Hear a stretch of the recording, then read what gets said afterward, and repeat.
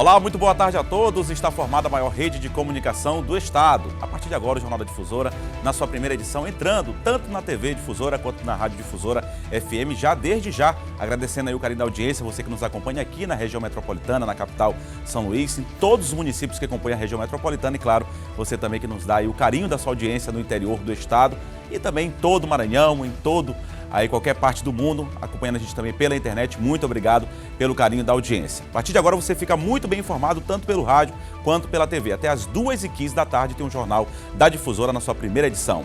E a gente vai agora conferir os destaques dessa quinta-feira. Lula despacha Brandão e dá ultimato a Flávio Dino. Maranhão tem menor número de médicos do país e é o segundo quando o assunto é a dependência do SUS. Prefeito de São Pedro dos Crentes, que é pré-candidato ao governo do estado, Laésio Bonfim, deixou o PTB para assumir a presidência do partido Agir 36, aqui no Maranhão. Exterminador de pragas, fumacê, volta às ruas da capital maranhense. Ontem, inclusive, trouxe esse assunto aqui, né, o vereador aí Álvaro Pires, vereador aqui da capital São Luís, solicitando a volta aí do carro fumacê, daqueles carros fumacê que ajuda aí no combate a esses mosquitos, muriçocas, pragas, enfim. Você vai ver que o carro está de volta, para a alegria aí da população ludovicense. Essas e outras notícias a partir de agora no Jornal da Difusora, na sua primeira edição.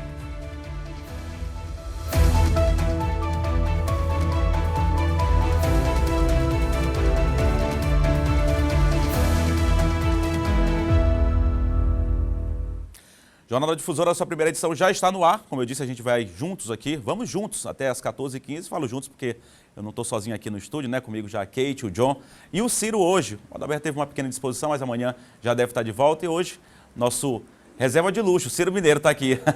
Participa, reserva de luxo, né, Kate e John? Reserva de luxo.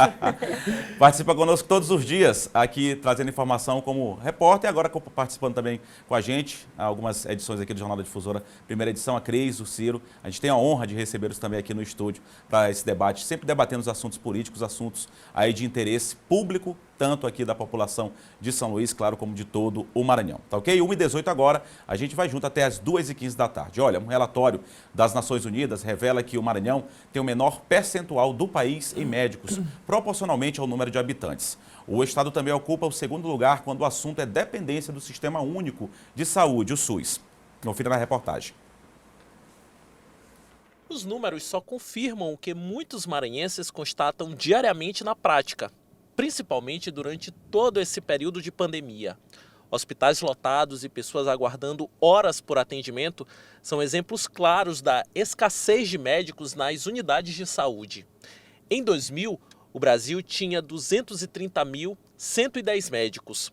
Em 2020, esse quantitativo saltou para 502.475. Mesmo assim, o número está bem distante de ser o ideal. Atualmente, o país conta, em média, com apenas 2,4 médicos para cada 1.000 habitantes. A realidade do Maranhão é ainda mais crítica. A quantidade de profissionais da medicina é de 1,08 para cada 1.000 habitantes. Além de um número muito reduzido de médicos, a população ainda se depara com uma outra grave situação: a má distribuição desses profissionais. Aqui no Maranhão, por exemplo, muitos médicos estão concentrados na capital, enquanto que muitos dos outros 216 municípios sofrem com a ausência desses profissionais. Nós temos em São Luís, por exemplo, 4,4 médicos por 1.000 habitantes. Então nós temos uma desproporção de 12 vezes o número de médicos pela população na capital, quando comparado ao número de médicos no interior.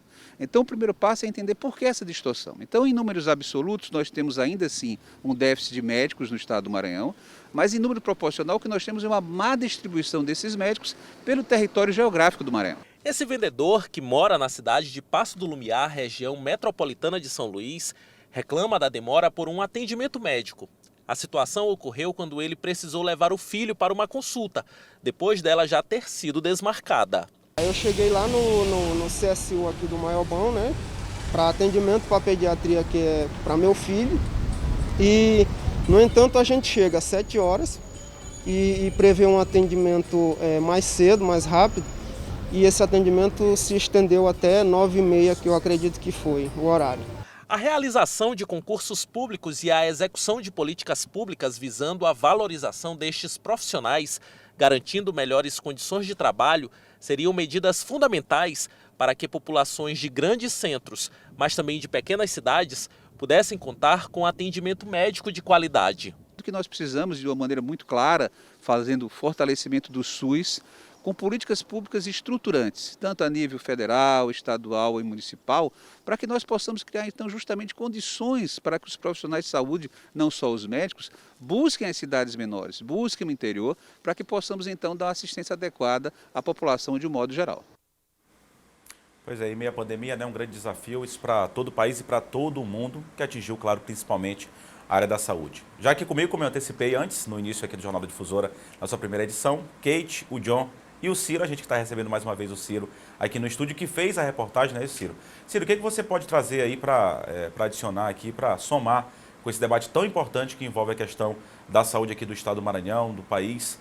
Enfim, você que fez a reportagem, o que você pode acrescentar para a gente? Muito boa tarde, Ciro, seja bem-vindo mais uma vez aqui ao JD Obrigado, Eduardo, boa tarde a você, boa tarde a Kate, ao John e a todos, né, que acompanham o Jornal da Difusora na sua primeira edição. É isso mesmo, viu, Eduardo? A gente, com base nesses números, a gente só reafirma, né, aquilo que já se sabia, né, esse déficit de profissionais, né, da área da medicina aqui no estado do Maranhão, em todo o Brasil, mas principalmente aqui no estado do Maranhão. E é importante que se diga, Eduardo, e que se destaque, né, que o Maranhão ele está entre os piores índices quando a gente faz esse comparativo da quantidade de médicos por cada 1.000 habitantes aqui no estado. A gente só não perde para o estado do Pará, né?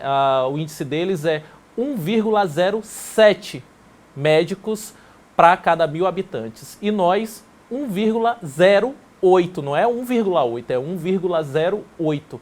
Então, é um déficit muito grande, significativo e é importante. Quando a gente leva, né, esses números para a realidade, a gente vê uma concentração de médicos aqui na capital maranhense e em muitos municípios do estado, né, pessoas, né, sentindo na pele a ausência desses profissionais, desses médicos, né, pessoas que muitas vezes não têm acesso à saúde exatamente por conta da ausência do médico. Muitas dessas pessoas acabam vindo para a capital, né, em busca de atendimento e aí a gente já sabe, né, de todos os problemas. Pessoas que ficam horas numa fila à espera de um atendimento, pessoas que muitas vezes chegam no hospital e voltam para casa porque não são atendidas por conta de não haver profissionais da saúde suficiente para atender, né, aquele paciente. Então é extremamente importante, como disse, né, o presidente da Associação dos Médicos do Brasil no Maranhão, a realização de concursos públicos, né, a valorização desses profissionais e principalmente, né, a oferta de melhores condições de trabalho no interior do estado, exatamente para que essas pessoas possam ter acesso à saúde de qualidade. Eu ainda vou ficar nesse tema, Ciro, pegando esse gancho que você levantou aqui, porque a Kate também teve acesso a essa informação, inclusive foi debatido no Bom Dia Maranhão, hoje pela manhã, aqui na TV Difusora, e eu inclusive assisti a Kate, uma parte da entrevista do presidente da Associação dos Médicos do Brasil aqui no estado do Maranhão, e ele me falava que essa concentração é algo prejudicial, porque, por exemplo, a média nacional também é muito ruim, é 2, alguma coisa, daqui do Maranhão é 1, baixo também, mas ele dizia que aqui na capital São Luís é 4, alguma coisa. Pouco mais de 4. Então, quer dizer, se concentra muitos médicos nas grandes cidades, né? Aqui é a capital, por exemplo, que tem que ter, obviamente, saúde tem que ter em qualquer lugar, mas nos municípios considerados mais pobres, enfim, nos locais mais distantes, digamos assim, inclusive um debate envolvendo a questão do plano de cargos, carreiras e salários, isso tudo está sendo muito debatido e acaba prejudicando esses municípios menores e mais pobres, né, Kate? Muito boa tarde a você. Não tenho nem dúvida, viu, Eduardo? Até porque quando a gente fala de Maranhão, a gente fala de 217 municípios e são municípios bem distantes, viu? Muito boa tarde para você, para o John Coutrinho e também para o Ciro, que dá a graça dele hoje aqui, né? Nos honra com a presença dele. E claro, você aí do outro lado na TV também e no rádio, acompanhando aqui o nosso Jornal da Difusora. E eu até acrescentaria, viu, Eduardo, que essa é uma discussão que ela precisa ser muito mais pensada de forma planejada como política pública, porque já passou do momento, né? E inclusive foi até uma fala do próprio representante aí da área médica, quando ele dizia que é muito bom a gente bater no peito e dizer assim, nós somos favoráveis, né, ao SUS, né, queremos o SUS, aquele discurso maravilhoso, mas na prática O SUS parece que só se levanta essa bandeira quando se acontece algum tipo de evento, né, que realmente a gente diga, nossa, precisamos do SUS, a exemplo da pandemia. Não, né? É necessário pensar no SUS, é necessário trazer o SUS para perto em todas as ocasiões, até porque nós sabemos que precisa ser permanente, né? Tá aí, né, a pandemia mostrando para a gente exatamente a importância do SUS. Mas não só apenas isso, né? A questão dos médicos, a questão do plano de cargos e principalmente a destinação dos profissionais para os municípios. Você percebe que tem ali uma cadeia permeando, né? E a necessidade disso reflete diretamente no número de profissionais por habitante, que é extremamente urgente que se atente para isso. Enquanto isso, está aí as pessoas, né, na prática, na ponta, sofrendo com a falta do médico, muitas vezes precisando até fazer suas próprias indicações. Não estou dizendo que isso justifica, mas muitas vezes não tem sequer a quem recorrer, né? Às vezes a gente está aqui na capital, aí tem um pensamento e esquece que lá no interior do Maranhão sequer tem um médico, né? Tem criança ou tem adulto que sequer viu um médico. E isso é muito real, isso é muito concreto. Essa política pública, ela tem que, de fato, e principalmente agora que é um ano, né, em que a gente se concentra muito mais nessa discussão, tem que se fazer presente aí nas propostas dos nossos pré-candidatos e futuros candidatos, sim. A gente viu, né, Joe, que inclusive a questão da própria formação, né? Os profissionais de saúde, às vezes o médico ele atende 3, 4 municípios, dá plantão, tem que sair correndo, enfim, e essa questão é inclusive uma reclamação de parte da categoria, ou de boa parte da categoria, melhor dizendo, não só de médicos, mas de outros profissionais de saúde, a baixa quantidade, inclusive, de profissionais, né, para atender toda a população. E, inclusive, agora no período da pandemia, a gente percebeu muito isso, inclusive profissionais sendo doentes, outros que, lamentavelmente, perderam a vida. Então, é uma situação bem crítica, mas claro que tem que haver também investimento por parte do poder público. John, muito boa tarde a você. Boa tarde, Ericira, boa tarde, Kate, boa tarde, Ciro. Muito bom estar com você aqui, né? Vocês tocaram alguns pontos importantes, não é? Que a Kate, o Ciro, você também. A gente sabe que, primeiro, que a oferta de universidades é muito pouca de medicina no Brasil. Você pegar aqui no Maranhão, nem se fala, né? E sem falar também da demora da formação de profissional de medicina. Não é igual aos outros cursos, né? O profissional aí muitas das vezes cursa a universidade, precisa se especializar, tem a residência. Então, é claro que isso demanda, não é, investimento também, investimento a longo prazo. Tem a questão também, Eduardo, como a gente falou, a questão dos grandes centros, não é, que os médicos muitas das vezes, a gente sabe que hoje em dia é uma carreira privilegiada, não é todo mundo que tem acesso a questão, por exemplo, a maioria até de outros estados fazem curso de medicina aqui no Maranhão, terminam o curso e vão para os outros estados, né? Não ficam no Maranhão, a gente sabe disso, essa questão toda. E também a grande maioria da capital maranhense também faz o curso, não é? Ali a gente sabe que também tem essa questão toda. E aí a gente lembra daquele caso dos médicos cubanos, não é? Não sei se vocês lembram disso. Sim. É um ponto importante também que tentaram trazer os médicos cubanos para tentar suprir esse déficit aqui no país. E também a questão do Revalida, não é? Que é outro ponto a ser destacado. A questão do Revalida, a pessoa se forma em outros países, não é? Mas uma exigência muito grande aqui no Brasil. Complexo. Complexo, exatamente, Kate. Às vezes a pessoa se forma, é uma dificuldade muito grande para que ele possa exercer a medicina. O Revalida é muito criterioso, não é? Já foi pauta de discussão, bastante discussão. Então tudo isso é levado em conta por conta, no que diz respeito a essa falta de médicos no país, não é? A gente segue com o Jornal da Difusora na sua primeira edição, um tema bastante importante, claro. Esse debate, inclusive, em um momento de pandemia, a gente trazendo esse assunto aqui para você que nos acompanha tanto pela TV quanto pelo rádio. Daqui a pouco eu vou querer, inclusive, sua participação. Aí você que nos acompanha em todo o estado do Maranhão, você vai poder mandar aí a sua denúncia, enfim, sua reclamação, o seu alô. Dizer de onde você está falando aí, acompanhando a gente, de onde está acompanhando a gente, qualquer parte do Maranhão, a sua participação também é muito importante. Agora, 1h30. A gente muda de assunto agora aqui no JD, primeira edição. A gente fala agora de um vídeo que tem circulado, na verdade, desde ontem. A gente, inclusive, ia debater, a gente já tinha acesso a esse vídeo, mas já foi no finalzinho que chegou aqui a informação até a nossa bancada, a Kate, o John, a mim, também o Adalberto. A gente deixou hoje, que a gente tinha mais tempo, já estava no final do jornal, para debater esse assunto que é super importante, que envolve aí a sucessão ao governo do Estado, que teve a palavra de uma figura importante, que é a do ex-presidente Lula, que deve ser também pré-candidato à presidência da República, e falou de vários estados da sucessão governamental, inclusive aqui no estado do Maranhão, uma fala que, de certa forma, aí, a gente vai explicar aqui minuciosamente para você, vai detalhar a fala, mas que, de certa forma, despachando aí o Carlos Brandão e dando um ultimato a Flávio Dino, falou também, inclusive, o nome do senador Everton. A gente vai acompanhar o vídeo, daqui a pouco a gente vai debater esse assunto aqui no JD Primeira Edição. Vamos acompanhar. Nós defendemos a candidatura do Freixo no Rio de Janeiro. Nós defendemos a candidatura do Flávio Dino. Agora, o companheiro Flávio Dino tem um candidato dele, que é o vice, que é do PSDB. Ele sabe que é difícil a gente apoiar o PSDB. Nós temos a candidatura do Everton, então ele vai ter que se acertar lá para facilitar a nossa vida. O Lula sempre é muito direto, né? Agora sim, eu vou começar com você, Kate, daqui a pouco eu vou falar também com o John e com o Ciro, mas assim, ele falou que a situação do Brandão é complicada até pelo partido que ele faz parte, o PSDB.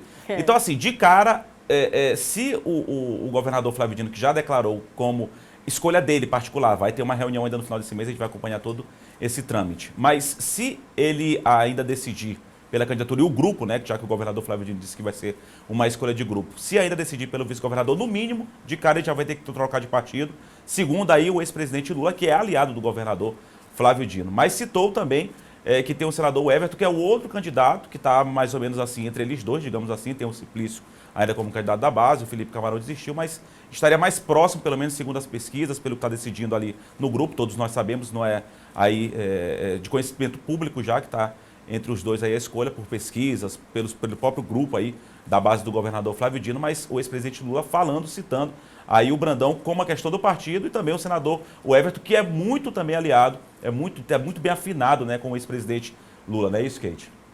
Pois é, Eduardo, esse vídeo ele tomou uma proporção muito grande em razão da direta, né, que o ex-presidente Lula fez, afirmou aí.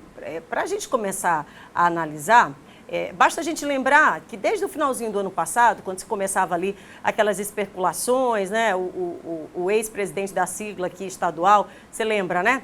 Quando ele falava também da opinião pessoal dele. O Augusto Lobato? O Augusto Lobato falava da opinião pessoal dele lá naquela reunião que aconteceu no finzinho do ano, né, que causou um frisson danado. E aí logo depois outras pessoas também foram dando suas opiniões. Aí a gente sabe que a executiva nacional do PT é quem de fato, que as decisões vêm de cima, não é verdade?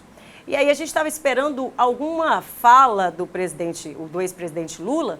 E aconteceu agora, né? A gente falava aqui, inclusive comentava com o Diogo Coutrin, lá para março ainda, né? Quando seria realizada aí a reunião da Executiva Nacional. Só que ele surpreende a gente aí nessa entrevista. Na verdade, essa fala do ex-presidente, ele foi dada ali numa entrevista, né? Para sites, enfim, para meios independentes ali de comunicação. E aí ele solta aí sendo muito contundente e direto, né? Até porque a gente sabe que o PT tem uma certa rivalidade ali com o PSDB, e aí ele disse que não dá, né? Não tem condição ali de fazer aquilo ali, tem que se arrumar.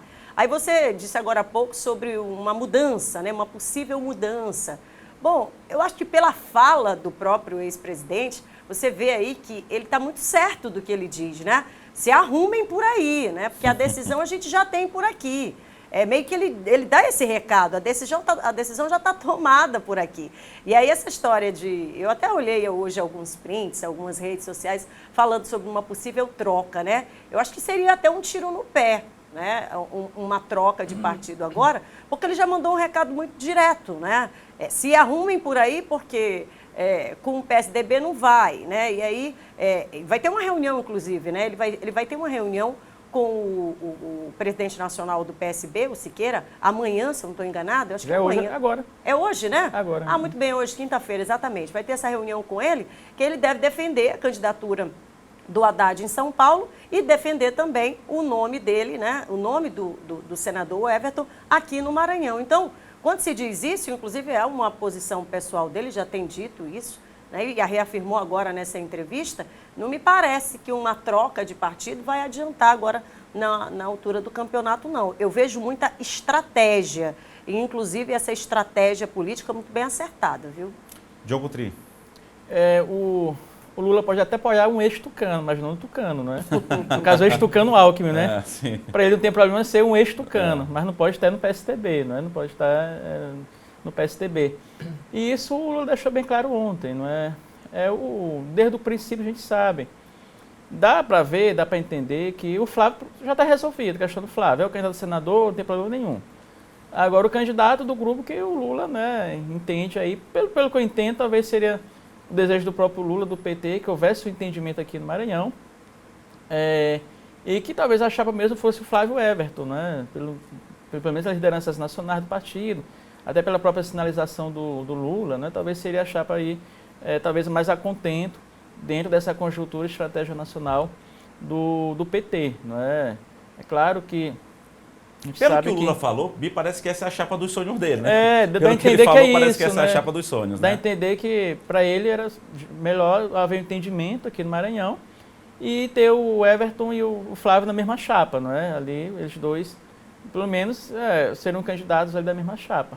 A gente sabe que tem a questão da federação também, né? Isso vai ser resolvido ainda, o Everton é do PDT, tem outro candidato à presidência da República, que é o Ciro Gomes, mas a gente observa que, Eduardo, não foi à toa que o Everton falou essa semana em uma entrevista que ele tem a predisposição de apoiar o Flávio Dino, né, a senador, mesmo o Flávio apitando pelo Brandão.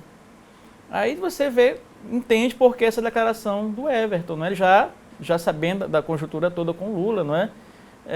Ou seja, o Flávio, candidato do Lula, e ele sendo candidato Lula, Everton, né? Aí por isso que ele falou que não tem problema nenhum, pode ter a predisposição de apoiar o Flávio Dino, a senador, mas dentro dessa conjuntura, deles dois serem candidatos do Lula aqui no Maranhão. Ou seja, o Everton até, né, disse que não tem problema nenhum para ele, não é? Mesmo o Brandão sendo candidato, ou pelo PSTB, ou pelo PSB.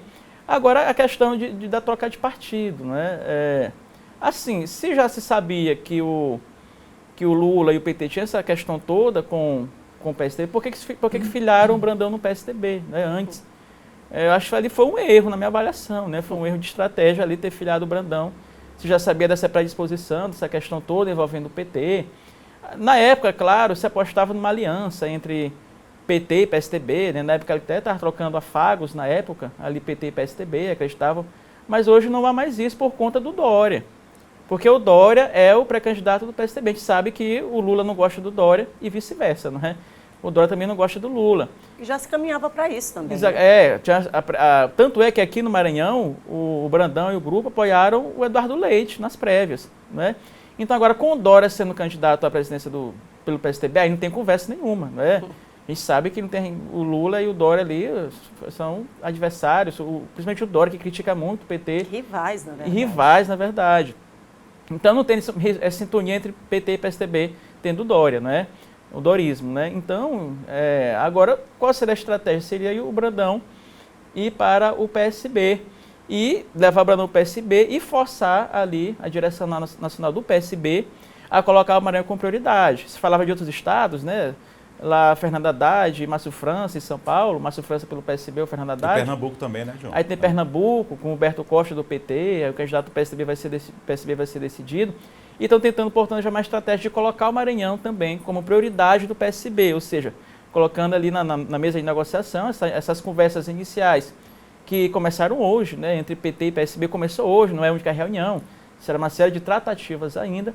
Então agora a estratégia acho que deve ser essa, não é? Agora, assim... Não garante muita coisa, né? Se for isso, é claro que primeiro tem que aguardar como se dará essas questões entre PT e PSB para o Brandão tomar uma decisão, uma atitude, né? De mudança de partido. É claro que ele deve aguardar mais um pouco o grupo, essa questão de ir para o PSB ou não, porque se o Brandão sai do PSDB e vai para o PSB, é bem provável que ele perca o PSDB, né? O comando do partido, parece que a Elisene já está de olho também no PSDB. Então tem toda uma cautela nesse momento. Tá, a gente vai trocar de assunto agora aqui, John, Kate e Ciro. Mas só para ressaltar, ontem mesmo quando eu tive acesso a esse vídeo, eu já conversava com outras pessoas, né, inclusive colegas jornalistas, falando o seguinte, que a gente tem que analisar a política também olhando para o passado. A gente sabe o quanto, claro, o ex-presidente Lula é muito amigo, é muito aliado, né, muito alinhado ao governador Flávio Dino, mas também ele é muito alinhado ao senador Everton. A gente vai lembrar aqui, o senador Everton sempre votou a favor aí no governo, quando era deputado federal ainda, o presidente Lula, também votou contra o impeachment da ex-presidente Dilma, visitou o ex-presidente Lula quando esteve preso na cadeia. Quer dizer, a política tem muito da questão da gratidão também, não é isso? Da gratidão, da amizade. O político ele vê também o passado nessa questão de apoio, nessa questão do que vai ser no futuro político. Então, eu já conversava também com colegas jornalistas, inclusive com outras pessoas, sobre também analisar esse passado político para chegar a esse ponto da declaração você fala do ex-presidente Lula. No passado, a gente sabe que o Lula é muito pragmático. Tanto que ele deixou de apoiar o Flávio Dino aqui, né, para apoiar o grupo Sarney e a Rosiana. E o Flávio Dino, aliado dele, defendendo ele chegou ali, deu uma rasteira, né? Eu acho que é muita estratégia, viu? Ele é pragmático, ele está pensando nos interesses dele. Claro. O Lula é pragmático, também. Pensa no poder. Com certeza, também. É óbvio. Dele e do partido. A gente vai seguir falando desse assunto ainda, porque uma liderança histórica do PT, esse é bastante conhecido em todo o Maranhão e até nacionalmente também, é o Márcio Jardim. Ele deu uma enquadrada ainda dentro desse assunto, ele deu uma enquadrada aí no deputado estadual Duarte Júnior, que dentro desse discurso, já tem aí o print, dentro desse discurso aí do ex-presidente Lula, o Duarte Júnior colocou sobre essa troca de partido ainda que a gente comentou aqui. E aí, bora resolver. Lula oficial não apoia candidatos do PSDB. Carlos Brandão, no caso vice-governador, vem para o PSB e o PT indica o próximo vice-governador do Maranhão. Quer dizer, colocando de qualquer forma, né? O próprio deputado estadual Duarte Júnior colocando, fazendo desenhou. chapa. Desenhando a chapa. Só que ele está falando de um discurso de um vice-presidente que tem uma força enorme ainda nacionalmente. Aí o Márcio Jardim, esse sim, é uma liderança histórica do PT, colocando, lastima essa visão arcaica que trata partido como motel. Isso segundo aí colocando o Márcio Jardim, que foi como o próprio deputado colocou, né? Ele escolhendo como é que se faria tudo, com chave, enfim, montagem de chapa, onde o político entra por mera conveniência, fica pouco tempo, dá uma rapidinho e vai embora. Isso palavras do próprio Márcio Jardim, você que está acompanhando a gente no rádio também. Isso corrompe a democracia demais ao tratar o PT como prostituto de plantão, sempre disposto a servi-los, você ofende os petistas, que a gente sabe que é um partido ainda muito forte, que tem muita força, inclusive aqui no estado do Maranhão, e foi defendido aí pelo militante político, né, já de muitos anos aí do PT, o Márcio Jardim. Olha, o presidente do PT aqui no Maranhão, ele teve um encontro também com o ex-presidente Lula, lá em São Paulo. John, rapidamente, a gente tem quase pouco menos de 2 minutos, mas foi um encontro importante, inclusive com a Gleice Hoffmann, que é presidente do PT, e também o ex-presidente Lula, o Francimar, que assumiu agora há pouco tempo, né? Eu acho que uma reunião de alinhamento, né? O Francimar assumiu recentemente o PT, era o Augusto Lobato, o Francimar assumiu, agora as conversas se dão com o Francimar, que é o novo presidente do partido. Eu creio que é uma reunião de alinhamento, de novas diretrizes, né, dos interesses do PT, incluindo também aqui o caso do Maranhão. Kate, rapidinho, uma reunião e meio esse clima todo fervoroso envolvendo a questão do PT, né? Não tenha dúvida, né? Claro que certamente a sucessão foi conversada também, né? Não, claro, as questões locais são conversadas sem dúvida, né? E eu acho que é importante também exatamente esse alinhamento, até porque ele está pegando o bonde agora, né? Apesar de ser, né, presente no partido, mas tem esse alinhamento que é direto, né? A gente, inclusive, vai tentar contato com o Francimar. Claro, a gente sabe aqui os assuntos que foram debatidos, sucessão, como o John colocou, ele assumiu agora o partido, debater também o planejamento, o projeto, como o John mesmo trouxe, o projeto do PT nacionalmente, a eleição do ex-presidente Lula. Isso todo mundo sabe, isso é claro para todo mundo, mas claro, sempre tem as questões estaduais também. No caso do Francimar, aqui o estado do Maranhão, a gente vai trazer mais detalhes, inclusive, desse encontro nas outras edições do JD, primeira edição. Olha, a gente vai para um rápido intervalo, daqui a pouco a gente confere a sua participação aqui no JD Primeira Edição e, claro, a gente volta a girar, debatendo os assuntos políticos com a Kate, o John e também o Ciro. O intervalo é rapidinho, a gente volta já já, tanto aqui pela TV Difusora quanto pela Rádio Difusora FM. Voltamos já.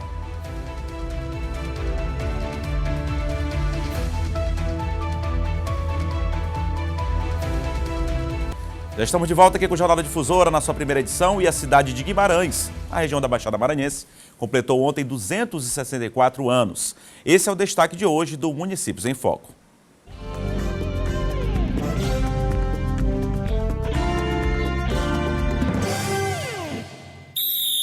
Eu te vejo, Guimarães, como paraíso de beleza.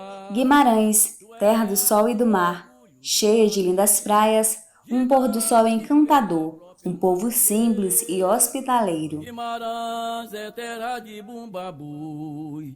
Localizado na mesorregião norte do estado, a pequena e pacata cidade de Guimarães tem características de uma cidade europeia. Aliás, seu nome veio de uma das mais belas e históricas cidades de Portugal. Atualmente administrada pelo prefeito Oswaldo Gomes, é a gestão Eu Amo, Eu Cuido. São 264 anos e tudo começou por aqui, pela fazenda de Guarapiranga. no dia 19 de janeiro de 1758, foi instalada a vila de São José de Guimarães do Cumã. A história sobre a cidade de Guimarães começa a ser contada. A partir do momento que eu percebo, muito particularmente, que ela tem dois grandes momentos ao longo desses seus 264 anos, que é exatamente a segunda metade do século XIX, quando ela se alça à condição de grande potência econômica, né, para o Estado do Maranhão, a ponto de ser a segunda maior economia do Estado, e agora mais recentemente, né, na década de 50 do século XX, com a chegada das missões canadenses aqui em Guimarães, que passa Guimarães a se constituir como um centro de excelência de educação. A presença africana veio enriquecer o território vimarense com as mais diversas manifestações culturais, de vários aspectos da cultura, que hoje são marcas como o Bambu Boi, também o Bambu de Zabumba, e também de figuras como a própria Maria Firmina, também, que morou aqui, passou grande parte da vida aqui, que era afrodescendente.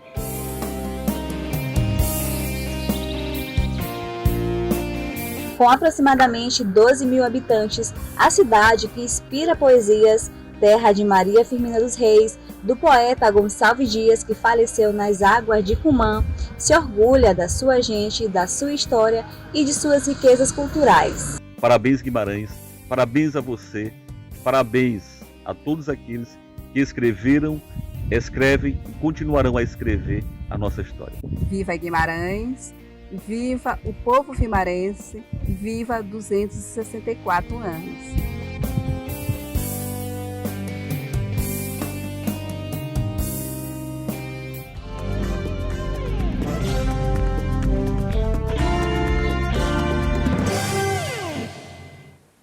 Então, parabenizar também a cidade de Guimarães, bela cidade aqui do interior do estado, na região da Baixada Maranhense. Agora nós vamos às notícias da região dos Cocais, lá de Caxias. Quem vem com a gente é José Carlos. Olá, José Carlos, muito boa tarde a você.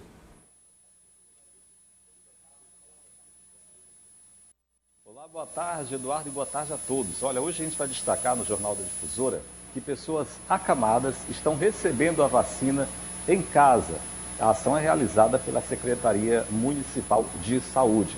Vamos falar também que o IFMA abriu um processo de contratação de professores para atuar no campus Caxias.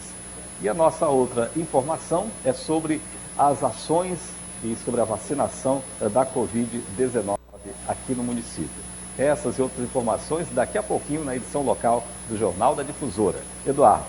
Obrigado, Zé Carlos. Então, daqui a pouquinho aí, Zé Carlos trouxe aí as informações principais, né? Claro que tem outras informações no JD lá para a cidade de Caxias e toda a região. Agora a gente vai para a região Tocantina. Quem vem de lá, da cidade de Imperatriz, a Leliane de Araújo, trazendo os destaques. Olá, Leliane, muito boa tarde a você.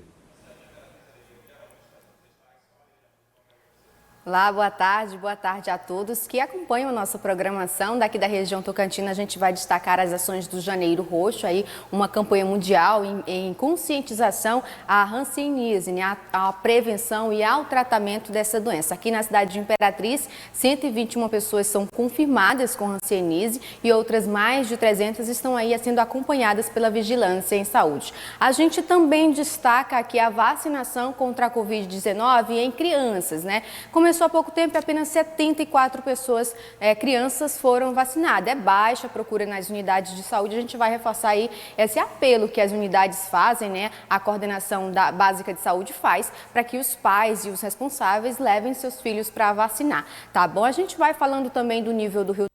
A gente teve um probleminha com o sinal da Liliane, mas ela já falou, né? Com certeza, ela no finalzinho disse que vai destacar a questão da cheia dos rios ainda e também essa questão da baixa procura pela vacinação. Vamos levar a garotada para vacinar, viu? Os pais também e aproveitar os adultos poder se vacinar. Mas daqui a pouquinho tem Imperatriz e Caxias. Você pode mandar a sua mensagem aqui, participação conosco, é o 991 96 8622, 991 96 8622. Boa tarde, dando um alô para todos os jornalistas aqui, o John, o Ciro, a Kate e a mim também. O Elifran, da Coab Anil 3, diz que adora o JD primeira edição, não perde uma edição, todos os dias acompanhando. Boa tarde, quarteto. Mandou aqui uma denúncia, daqui a pouco a gente vai encaminhar, mas está acompanhando a gente lá em Araioses. Não colocou aqui o nome, está acompanhando a gente lá em Araioses. Quando mandar mensagem, coloca o nome, daqui a pouco a gente volta. Tem que chamar o intervalo agora, Caxias e Imperatriz vai ficar aí com a sua programação. Daqui a pouco a gente volta com o JD primeira edição. Rapidinho intervalo, a gente volta já debatendo outros assuntos na área da política. Caxias e Imperatriz seguem com a sua programação.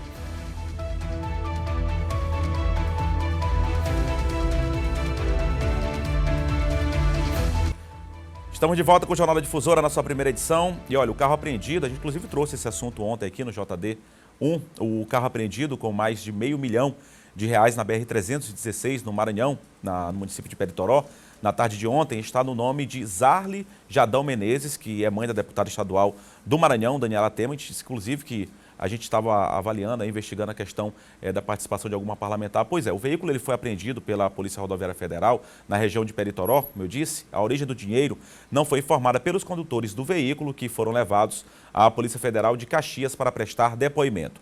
Segundo a assessoria da deputada Daniela Temer, a parlamentar e a sua mãe não têm relação com o dinheiro. A deputada diz ainda que o carro apreendido não pertence mais à família, pois o veículo já tinha sido vendido recentemente. Como a venda do veículo foi feita recentemente pela família da deputada, o mesmo ainda está em nome da sua mãe, posto ainda que encontra-se no prazo legal de transferência previsto no Código de Trânsito Brasileiro. Ao contrário do que foi noticiado de maneira até irresponsável por alguns meios de comunicação, a parlamentar informa que sua mãe não estava no veículo durante a abordagem e que se encontra desde o último domingo em sua residência aqui na capital São Luís. Então está aí a gente trazendo a informação, inclusive a gente trouxe no JD primeira edição de ontem, sobre a apreensão desse dinheiro lá no município de Peritoró, e aí trazendo também a resposta da assessoria de comunicação da deputada Daniela Temer, já que o veículo pertencia, segundo a deputada, a assessoria de comunicação pertencia à sua mãe, mas foi vendido agora recentemente, está dentro do prazo legal para fazer inclusive a transferência. A gente segue com o JD primeira edição e na cidade de Pinheiro, um novo lote de vacinas chegou à cidade. Boa notícia, né? Assim como todos os municípios maranhenses recebendo aí a vacina importante, a prefeita Ana Paula e o presidente da Assembleia Legislativa, o deputado estadual Otterino Neto, receberam juntos a terceira dose do imunizante contra a Covid-19.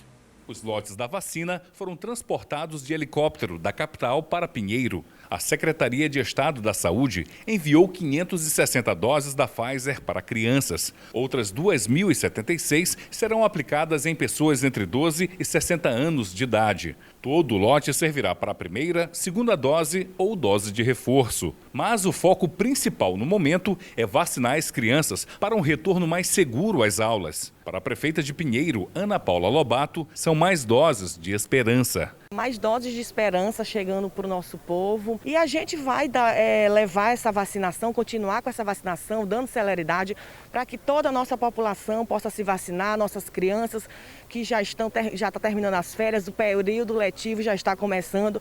Nós vamos dar celeridade, vamos ver, vamos destacar, vamos começar a mudar, levar para os postos de saúde para ficar mais acessível a vacina. A nível central, bem como do governador Flávio Dino, que a gente dê celeridade nas distribuições dessas vacinas. Hoje a gente tem focado muito a vacina pediátrica, que é a vacina das crianças. Nós estamos recebendo mais um lote para esse público, bem como também para outros públicos, que é o público adulto. Também foram entregues quase 8.000 doses da Pfizer para serem distribuídas a 17 municípios da Baixada Maranhense. Hoje nós iniciamos por Zedoca, Santa Inês, Chapadinha e Alcântara, essas 4 regionais. Eles recebem imediatamente, daí amanhã a gente faz as regionais mais distantes. Então essa logística já é preparada, as unidades regionais de saúde elas já ficam esperando, porque dentro das 18 unidades regionais de saúde, nós temos as vans, que são os transportes específicos refrigerados, porque elas só podem ser transportadas em ambiente refrigerado. Após a chegada das vacinas, logo elas começaram a ser aplicadas no Centro de Vacinação da Covid, em Pinheiro. É um risco muito grande, né? Assim, que veio assim, essa doença muito de repente e afetou muitas pessoas, porque na maioria das vezes a pessoa que tem que se cuidar. 2 autoridades dão um exemplo prático de que se pode confiar na vacina. Ambos tomaram a dose de reforço.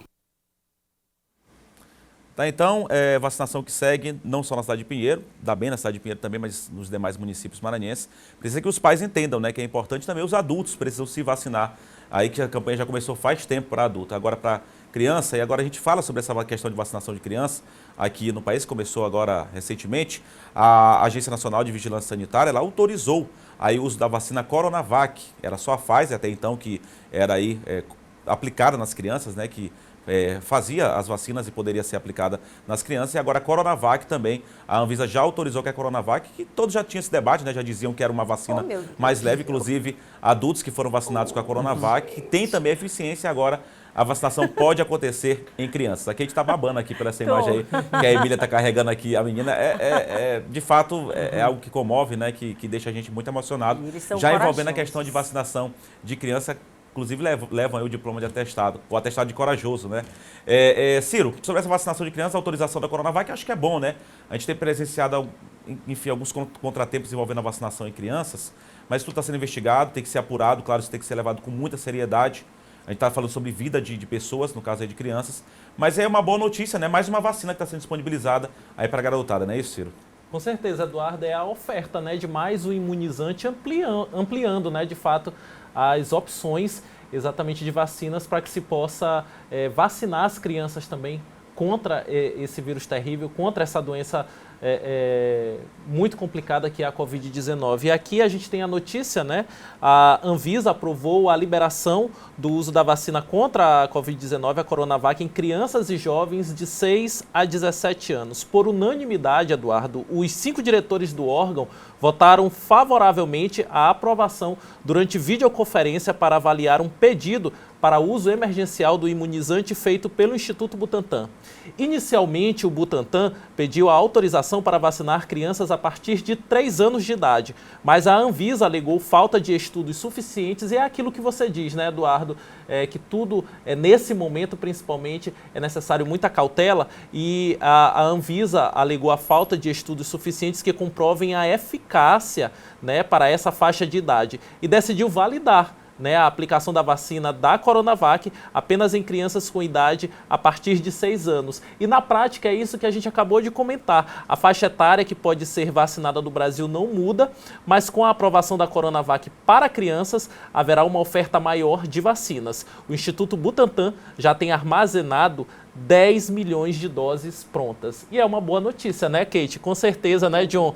Mais vacinas sendo disponibilizadas para o público infantil, e isso também resulta em mais pessoas vacinadas em nosso país. Olha, só uma contribuição aqui, quando o Eduardo falava sobre, né, alguns casos que estão sendo isolados, né, importante que se diga, são pouquíssimos, são casos que estão aí com uma certa repercussão, e é normal em razão aí de todo esse processo que a gente vivencia. Lembra daquela fala, né, não só minha, mas também de muitos especialistas, que os pais que estão, de repente, com algum tipo de dúvida, né, com relação à vacinação, precisam conversar, né, com os profissionais de saúde. Eu acho que vale muito nesse momento, principalmente quando são noticiadas, né, informações como essa, de que algumas crianças estão, de repente, passando mal ou tendo algum tipo de problema relacionado ou que tenha relação com a vacina. É importante conversar, né? A gente sabe que são crianças, são pequenas, muitas vezes a gente tem, né, uma desconfiança de pai, de mãe, que é natural. Então, acho que nesse momento a conversa é extremamente importante. Agora, lembrando que a gente sabe também que outras vacinas, né, elas também causam reações, elas também causam algum tipo de reação. Então, assim, eu acho que é um momento em que a gente tem que ter muito pé no chão, tem que ficar muito sóbrio com relação àquilo que a gente escuta, àquilo que a gente consome de informação, quer seja no WhatsApp, quer seja qualquer meio de comunicação. Conversar, né? Teve dúvida? Vai atrás de um profissional. É a melhor forma. E acreditar na ciência, né? A gente está falando aqui da Anvisa, não foi liberado de qualquer forma. Há todo um estudo, um acompanhamento por parte da Anvisa. A Anvisa, claro, não vai ser irresponsável ao ponto de liberar algo que vai prejudicar não só as crianças, mas qualquer pessoa, qualquer qualquer pessoa, qualquer parte da população brasileira não vai ser responsável a tal ponto. A Kate falou muito bem, procure se informar, é super importante, a vacina já está sendo aplicada há mais de um ano, né? Completou agora recentemente mais de um ano de aplicação. O número de casos de pessoas que tiveram alguma contraindicação, tiveram algum problema é baixíssimo, é baixíssimo. Lembrando que a doença, sim, essa já matou mais de 600 mil pessoas no país. Então a vacinação a gente tem que confiar porque a ciência é super importante. E a gente vai seguir acompanhando, né, e falando sobre esse assunto. Rapidinho, Ciro. E só para finalizar esse assunto, reforçar mais uma vez, né, para que as pessoas procurem se vacinar, se vacinem, né, as pessoas que já estão na data para tomar a segunda dose ou mesmo a terceira dose ou dose de reforço, que não deixem de se imunizar, porque mais uma vez a gente está enfrentando mais um momento de disseminação da Covid-19, só que dessa vez de uma maneira diferente, né? Os casos não estão agravando como das outras vezes e isso demonstra mais uma vez que a vacina ela salva vidas. Pois é, a maioria das pessoas que está internada é justamente quem não vacinou, não é isso? E agora a gente atualiza, né? Muda aqui de assunto, atualiza a situação das chuvas também, que é um assunto que tem preocupado todo o Maranhão, boa parte do país ainda que tem sido atingido aí pelas fortes chuvas. Na região Tocantina, a gente vai ao vivo com o Marcelo Júnior, que traz informações atualizadas de como está a situação em Imperatriz também na região. Marcelo, com você, muito boa tarde. Eduardo, boa tarde para você, um abraço na Kate, no John e também no Ciro. A quem assiste o JD na tarde de hoje, acompanhando a TV Difusora em todo o Maranhão. O Rio Tocantins, aqui na cidade de Imperatriz, reduziu o volume de suas águas em cerca de 1,70 m. A marcação nesse momento do nível das águas é de 9,13 m. Vem reduzindo gradativamente nas últimas horas. Boa parte aqui da região do Porto da Balsa, onde as águas chegaram a alcançar até 10 metros, o nível do rio já está dessa forma aí. A água já recuou bastante aqui na cidade de Imperatriz. Problemas mesmo na cidade de Estreito, que fica a 126 quilômetros aqui de Imperatriz. Lá, o volume das águas do rio também foi intenso durante esse período invernoso e acabou provocando o desmoronamento da orla lá na cidade de Estreito, no rio Tocantins. A força das águas acabou invadindo o setor e provocou vários danos. Também já havia problemas estruturais antes mesmo desta obra ser inaugurada. Ainda no ano de 2020, a obra que foi entregue em dezembro daquele ano apresentou diversos problemas. E aí agora, com a enchente, a situação só se agravou. Houve um desmoronamento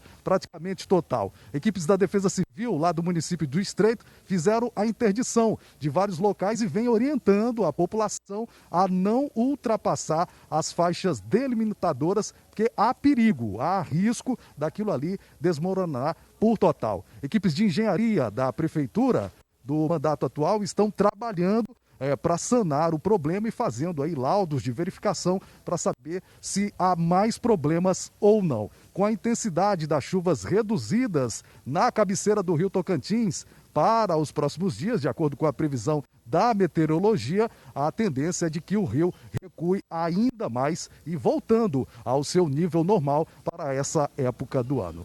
Eu volto com você, Eduardo, aí no estúdio do Jornal da Difusora. Ok, Marcelo, obrigado pelas informações e parabéns pela cobertura, viu? Aqui a gente está me alertando aqui que o Marcelo está desde cedinho acompanhando essa situação, comprometido, né, inclusive, com a notícia, comprometido com toda a situação que está acontecendo lá em Imperatriz. Obrigado, Marcelo, bom descanso para você. Amanhã você está de volta aqui conosco, trazendo muita informação aí da cidade de Imperatriz, informando a população maranhense a respeito aí dessa situação tão complicada. Agora, 14 horas e 10 minutos, a gente segue com o JD na sua primeira edição e o prefeito de São Pedro dos Crentes e pré-candidato ao governo do estado, né, o Laésio Bonfim, deixou o PTB para assumir a presidência do partido Agir 36, aqui no Maranhão, que é o antigo PTC. A sigla fazia parte da base do governador Flávio Dino. Kate Almeida tem mais informações a respeito deste assunto.